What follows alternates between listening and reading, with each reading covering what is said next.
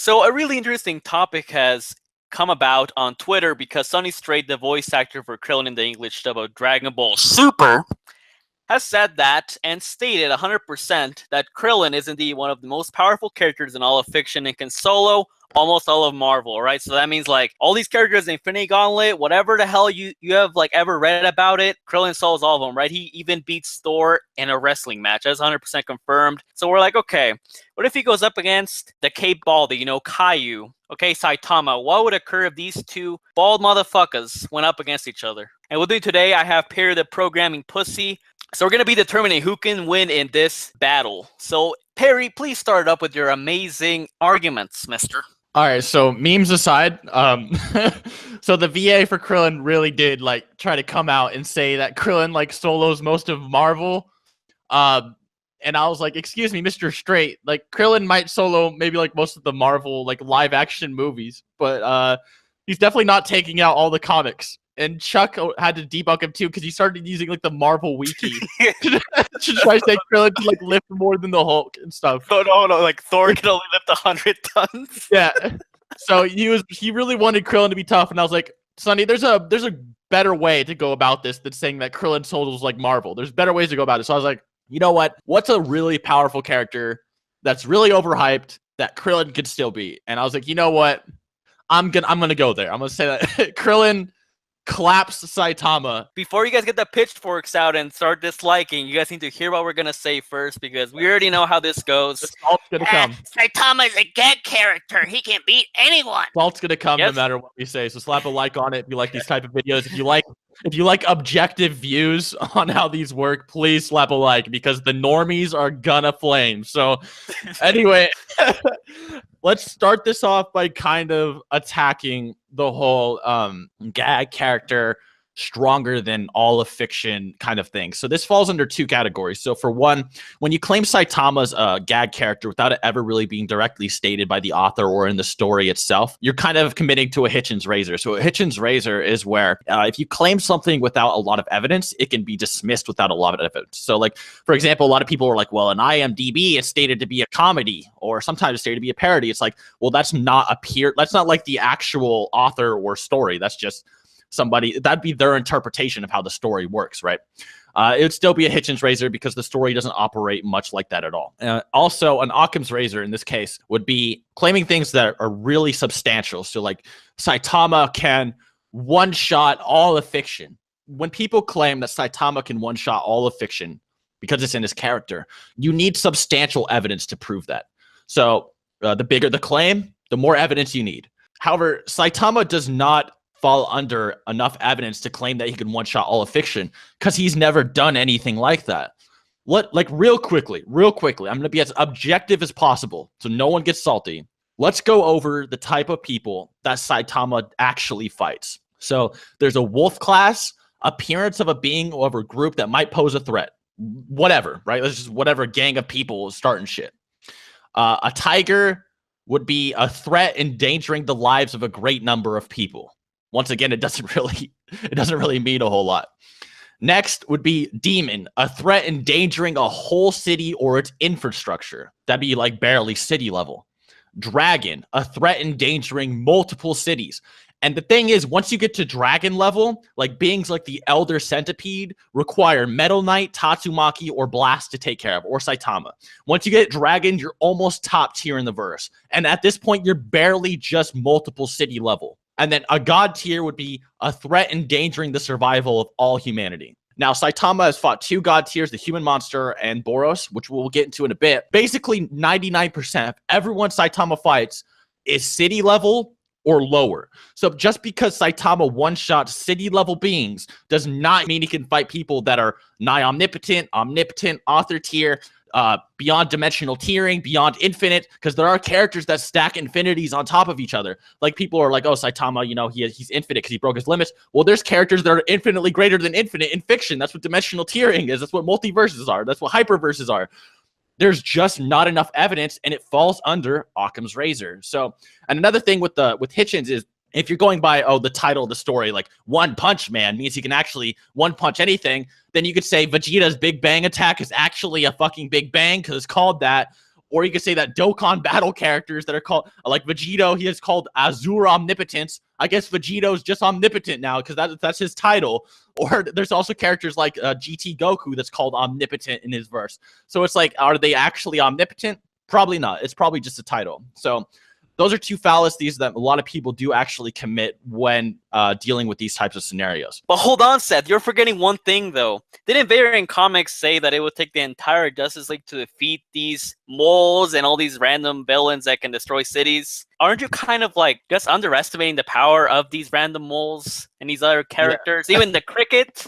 Yeah, I mean, apparently being a city-level threat is enough to solo DC and Marvel Comics. I mean, that's coming from Sunny Stray and Variant Comics, so it must be true. Like, there's nobody in DC or Marvel that's above city level. Clearly, dude.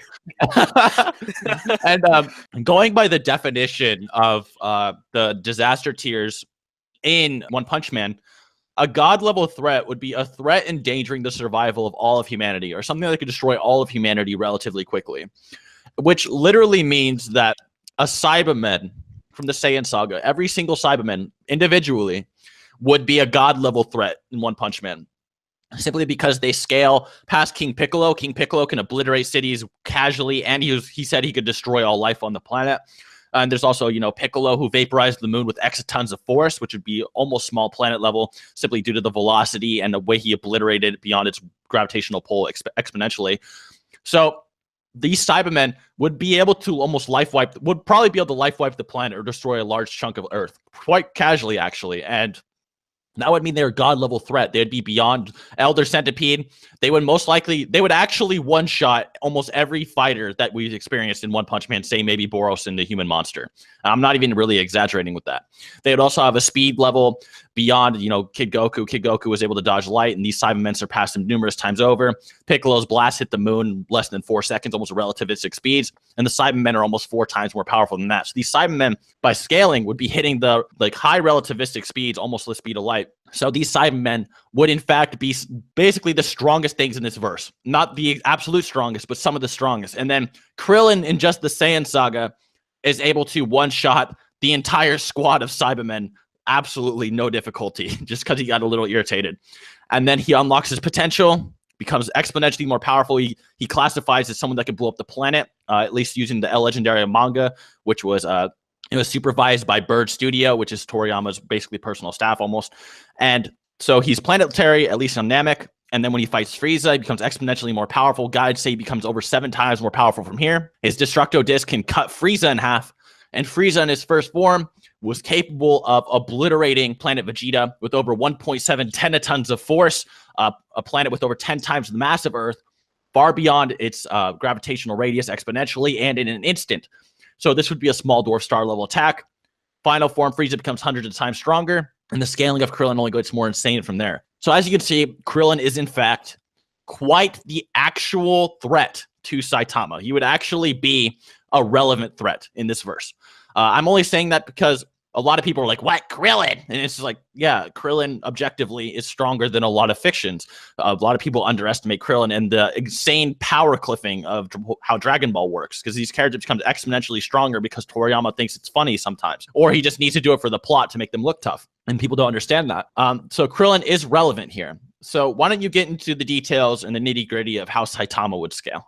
So before we get into how strong Saitama is, I already know people are going to be, but did it once state that he has the force to destroy the whole universe with a punch, or he has the power of a Big Bang? Now, this has never been stated ever, like in a single interview. It's basically like the same thing that Akira Toriyama said, that Gohan's the strongest non-fused character, or that Madara equals Nappa. Like, it's just like some fan-made fan statement, right? So it's never been actually said, so you can't even use that. Now, I already know people are going to be talking about the gag character, which we've already covered like several times before. So objectively, in the manga, it was said that Boros was going to be able to destroy the planet's surface. It was also said in the webcomic is that planet's surface. However, in the guide, one of the guides that came out, it actually said that it could be planet surface or planet. So you could either translate it either way. And the anime, like Boros literally says, I'm going to be destroying the planet with my full power. And he says this right as he's charging his last attack. Now, the very interesting thing is that one of the guides, it was like the Compass Guidebook, I believe it's called, is the one that was in the special edition of the Saitama like Blu-ray. It actually stated that Saitama was actually able to fight against Boros, and Boros, even in his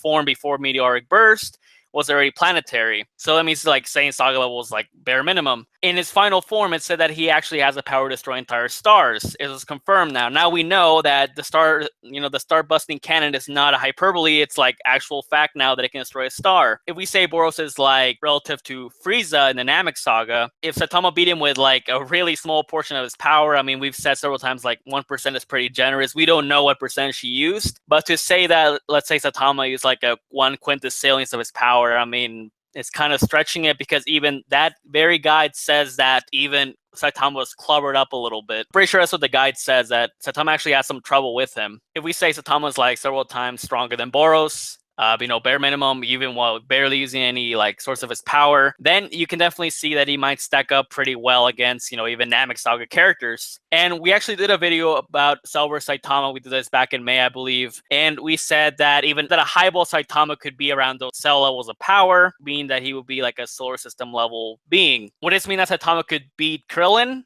Well, the thing is, you need to get more into how strong Krillin has gone in the tournament of power. Obviously, you need to scale him from Android 18, which is actually very interesting because there's a lot of information that actually details that Krillin might be a lot stronger than we thought before, maybe even stronger than Namek Saga Super Saiyan Goku, and that is a fact, and we're going to get into that next. Yeah, so essentially with Boros, you could say he's star level to be very generous. However, there is a problem. So the main problem here is that there are multiple translations for how Boros versus Saitama went. So in the webcomic, he says, I'm going to wipe you off the face of the earth. In the manga, he says, I'm going to destroy the surface of the earth. And then the data book says, hey, he can destroy the surface or the earth. And then the One Punch Man compass says he can destroy planets to stars. However, a lot of people, especially on Reddit, have gone out of their way to translate this. And they said the translation could actually be planets, sun, or a sun. It could either be a planet or a sun. And obviously, Boros being planet level is the more consistent showing. It's the more consistently stated and translated variant of how his power works. The star one is actually an outlier. It's like 0.5 out of 4 options, pretty much. So it's really highballing. So a highballed Boros would be star level. I'd say then how he should normally be scaled would definitely be planetary, because that's how he's normally stated. And a low ball would be that he's surface wiper, obviously. So from there, if we're using a highballed Saitama, he would scale to be numerous times star level if you give him the benefit of the doubt. Notice how many benefits of the doubt we have to give these characters. We can't just argue with them normally.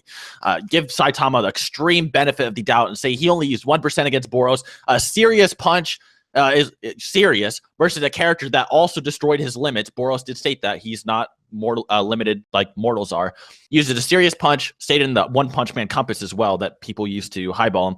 Is only 1% is also generous. So over at least 100 times star level, right? However, Krillin scales to current Android 18. Now, 18 in the past fought Super Saiyan Trunks. Super Saiyan Trunks is the same guy that gutted Mecha Frieza, the same one that was stronger than Frieza, who's hundreds of times stronger than his first form, and beyond that. But he thought he was stronger than Super Saiyan Goku at that point. Trunks guts him like butter, and then Trunks comes in, with a little bit more training, a little bit more power, versus Android 18, and Android 18 completely tanks his sword slash and snaps his sword or cracks it just by holding her arm up. So Super Saiyan star levels of power don't even make this android flinch. So that means if Boros shot a star level attack at 18, she could quite literally block it with one arm without even moving. So that's something that you really need to consider here. And that's if you're being generous to Boros, which he's probably not even that level to begin with. And then next, Krillin and 18 train for Dragon Ball Super. They prepare to be ass pulled by Toriyama to be relevant, right? And this is kind of showed with Android 17 as well. Android 17 just kind of casually training on his little island, just fighting poachers, doesn't really care too much about anything, maybe doing a little push-up here or there, is capable of fighting Super Saiyan 3 Goku in the manga, and is able to push Goku to Super Saiyan Blue in the anime. Stronger than Gohan. So from there, Android 18 goes to the Tournament of Power, and she fights Majora, right, with Krillin. Majora kicks 18, and 18 is stronger than ever now. We've seen androids with just a little bit of training become exponentially strong. We've seen it with Frieza as well. So with her exponential training increase, she holds her arm up just like she did versus Trunks, and Majora one-shots her through her arm with a kick. Krillin then comes in and is able to finesse this same fighter, throws a shoe on his nose, and blasts him out of the ring. So by this point, Krillin is beyond the previous levels for Super Saiyan. And before you say, but he's just a human, the humans have actually had the same potential as the Saiyans. Well, not the same potential, but have had the potential to catch up to previous levels of the Saiyans numerous times. So, for example, the humans trained with Kami for 1 year, and they surpass the Goku that trained with Kami for 3 years, along with a 5-year time skip in power. So you can see that the humans do have somewhat of a relative potential. They obviously just don't have forms or crazy Zenkais that can keep them relevant. So Krillin is now on almost 18's tier. You could argue that 18 is still a little bit stronger or whatever. And then on top of this, 18 is shown again fighting robots along with 17 that were able to scare away Base Gohan. Base Gohan had to run away from one of these robots before. And as well, 18 was also shown fighting the Pride Troopers.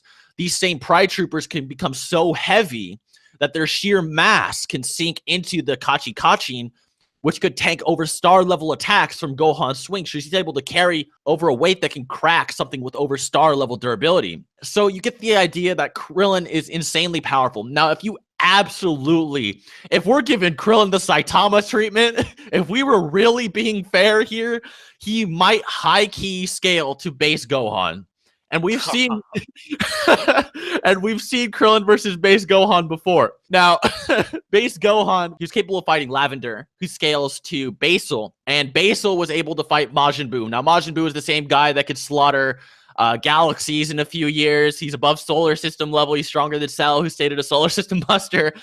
So if you give Krillin the absolute benefit of the doubt, if you say Krillin could throw a Destructo Disc and could cut Gohan in half after that solar flare, that he would absolutely neg Saitama.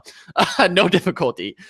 But if you're being more fair with just Krillin, but highballing Saitama, then I guess you could have more of an even fight, since apparently highballing Dragon Ball is not the same as highballing One Punch Man. So why don't you go into detail about their speed, since I've been rambling a little bit. Okay, so as I said in one of the videos we did about Cell vs Saitama, we said, okay, if we highball Saitama, from Boros statement, then we can say he's like solar system level, right? Which would put him at Cell tiers. That's the thing, though. He would have durability and raw power at that level, but that doesn't mean that his speed will be up to par, because in Dragon Ball, the vast majority of the time, I should say, speed correlates to power. So the stronger you get, the faster you get. It's been stated even since the Namek saga. Like Vegeta even stated to, I believe, Dory or Kui, that after they get Zenkais, they get faster and all their stats increase, right? Even Goku says once he uses Kaioken, right? These multipliers, they increase your speed and all your stats. Essentially, if Saitama, has more raw power than, say, Krillin, doesn't mean he's going to be able to punch him with that power, because Krillin would be so much faster than him, because the best speed feat we've seen for Saitama is that he was able to bounce, from the moon to the earth in like an instant, right? A couple seconds. Easily like relativistic to, light speeds at best, right? So if we're being generous, we'll say, okay, he's using 1% or some percentage of his power, like whatever. So he could easily be faster than light. Now, Krillin, right, even since the Saiyan saga, he's already been on those speeds of them much faster than that, because of course we have Raditz, he's able to react to Piccolo's special beam cannon, which is much faster than the attack he used to destroy the moon. And these characters can dodge and react to these attacks. We even see in the Namek saga that, for example, when Frieza fires his death beams at Gohan and the others, like Vegeta is the only one who's able to react to that, because he has enough, he has a higher power level to react to those speeds. And so that's how it goes in the series, right? Once they get stronger, they're able to react faster attacks, they're able to tank stronger attacks and deal more damage to each other. Goro even stated that he sucks at fighting, right? The whole reason Saitama is able to keep up with these people is because of his overwhelming power, not really because of his knowledge on how to actually fight. Yeah, and he takes a lot of things head on. He's not really, because he thinks he can just survive whatever's dealt to him, really. I've seen him blatantly just try to tank punches from people. He lets himself get beat around just so he can have fun. And the thing with Krillin is that Krillin has like a lot of one-shot techniques. So like the solar flare times 100. If Saitama took that, it'd be kind of like, damn, Saitama has no self-awareness of anything that's going to happen from this point forward. The Destructo Disc is able to kill people over tens of times more powerful than Krillin. And I would argue that Saitama being solar system level is a bit out there, even for us, because even when highballing Saitama, it's like 100 times star level is not solar system level. I actually did a calculation, and the difference between a star buster and a solar system buster is like over 3,000 times, bare minimum. To give like an exact answer to Krillin's speed, because Saitama is obviously dozens to possibly hundreds of times the speed of light. We know that Krillin, at least in the Saiyan saga, he'd be faster than light since Piccolo is able to destroy the moon in relativistic speeds.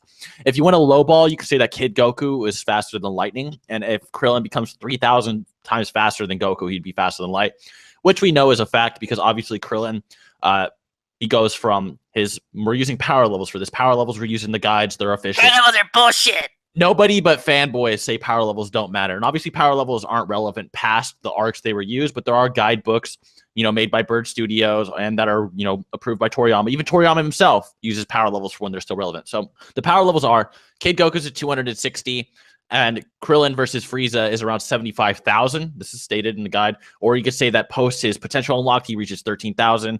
You could say that Piccolo, when he blew up the moon, is under Raditz, who was 1,500 as well.